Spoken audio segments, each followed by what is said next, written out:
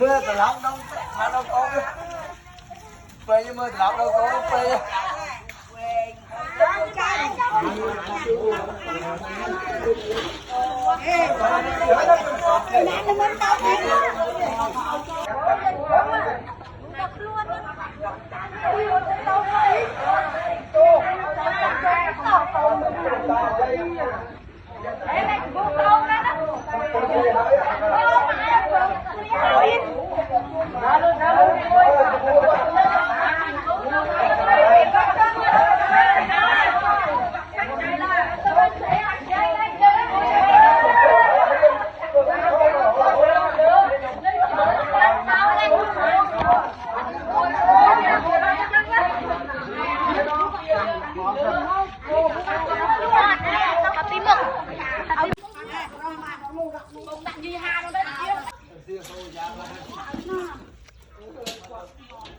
để chan nữa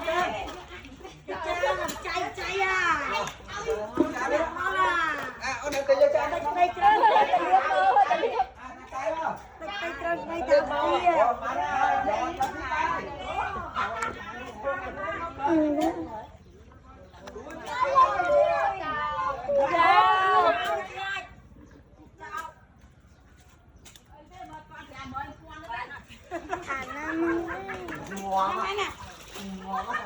ở đây rồi nên liệu một chút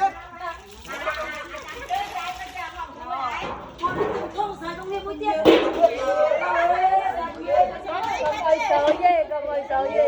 tiền phốt hot mấy nhá đi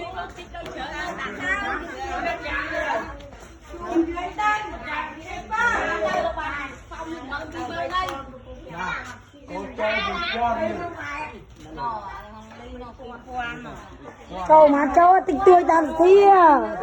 con với nhầm châu bằng manh áo vậy đông ơi châu nói đông ơi bằng manh